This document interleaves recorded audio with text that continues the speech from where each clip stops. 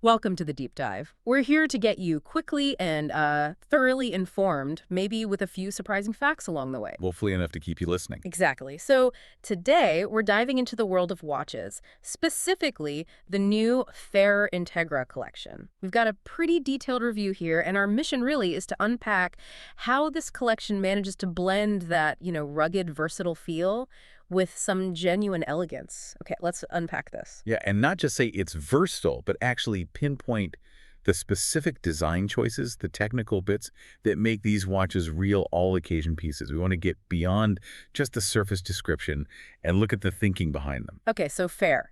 They're a British watchmaker, right? Known for pretty unique, often very colorful dial designs. But this Integra collection, it seems like they're adding another layer. Sophistication? We're talking exotic dial materials, a compact case, which is interesting, and apparently an exceptional integrated bracelet. The whole vibe is sporty chic, very contemporary, but also robust. It's easy to say all occasion, but how does it actually deliver? I mean, it's thin, seems stylish enough for formal stuff, but then it's also got 100-meter water resistance. Built for the outdoors, too. Right, and that's where it gets really interesting, I think. That balance, elegance, and ruggedness is what makes the Integra stand out. It's actually quite hard for brands to get right. Achieving it isn't just... First, there's Cuprum, that's the salmon one, and Tenebris, which is blue. Both of these have a kind of multi-finish thing going on. Sunray in the middle, then a grained outer section with applied numerals and indices. Silver ones, yeah. Right. And a brushed metallic chapter ring with an etched minute track gives it a lot of depth. Visually. Definitely adds texture. Then there's the Perlarum. This one sounds quite special. White mother of pearl. Subtle color shifts in the light. Yeah, and what's really clever here is this unique black overprint on something Ferrer calls Lumicast numerals and indices.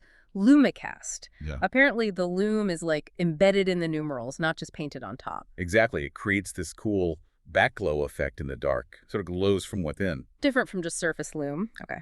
And then, for something really striking, the Veritas. That's cut from natural malachite stone. A 1 millimeter slice, yeah. Yeah. Gives you that incredible green with the banding. Very distinctive. So across all these, you've got X2 Superluminova on the hands, and numerals or indices, except the Perlarum, because of that Lumicast, plus color-matched date windows and seconds hands, and this nice little touch, etched horizontal lines that match the bracelet.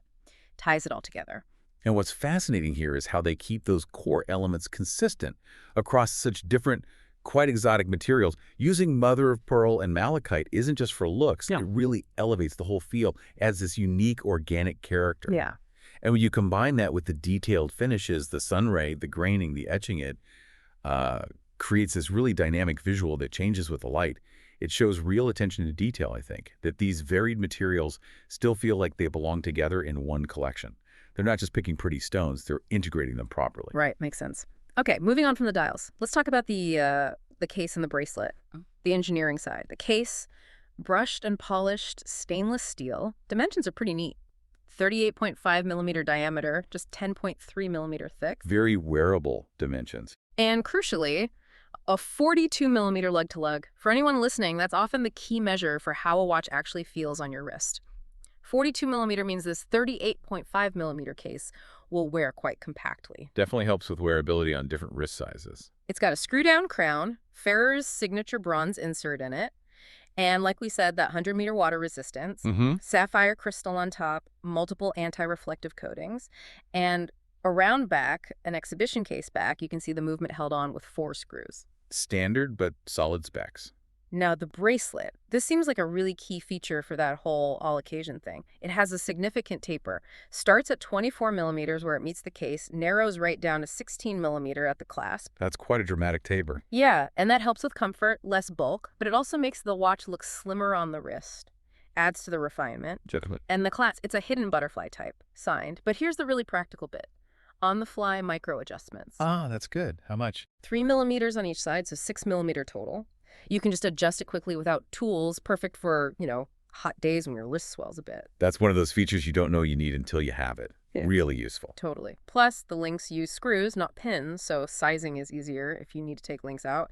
And quick release levers. Oh, nice. So easy strap changes. Yep, you can swap to the rubber strap they include, which, by the way, also has those matching horizontal lines. Good continuity. The bracelet design itself is quite intricate too. Polished center sections, brushed main links, but with polished edges on the outside and inside. Lots of detail. Mm-hmm. Complex finishing. Yeah. So if we connect this to the bigger picture, that integrated bracelet isn't just, holding the watch on your wrist. It's absolutely core to the Integra's versatility, Right. the refined construction, that taper, the mix of finishes that all contributes to the elegant side. Right. But then the practical stuff, the micro adjust, the quick release, that makes it genuinely adaptable, easy to wear. Yeah. It means the watch works just as well under a shirt cuff as it does, worn more casually. It can transition easily. It's those little user-focused things that show Fair understands how people actually use their watches day to day. Okay, finally, let's look under the hood. The movement, the engine room, and what it means for value. It's powered by a top-grade Sellita SW300-1. Okay, SW300, thinner than the SW200. Right. It's got 25 joules. It beats at 28,800 VPH, or 4 hertz. Give you that smooth seconds hand sweep. And what's pretty impressive here is the power reserve. 56 hours. That's a good jump from the typical 38 hours you might see in, say, a standard SW201. Yeah, nearly 2.5 days. That's useful. And for accuracy, it's adjusted in 5 positions. That's a higher level of tuning, right? Usually found in more expensive watches. Correct. Indicates better timekeeping potential out of the box. Plus hacking seconds, obviously. Yeah, stops the second hand when you set the time, allows for precise setting, and visually they've done work here too. A custom rotor, fully circular, with cutouts designed to match the bracelet's center lengths. Ah, echoing the design language. Exactly. Huh. And each rotor is vapor-coated to match the dial color.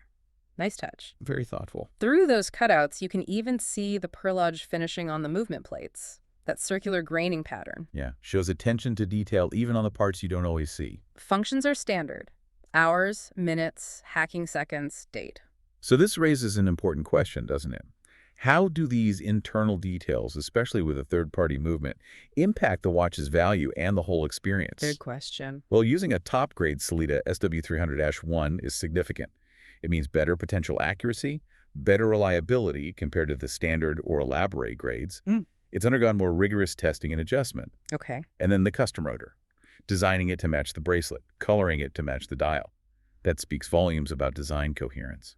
It shows Fairer cares about the details, inside and out. So while some collectors might chase in-house movements, Fairer's approach here is different.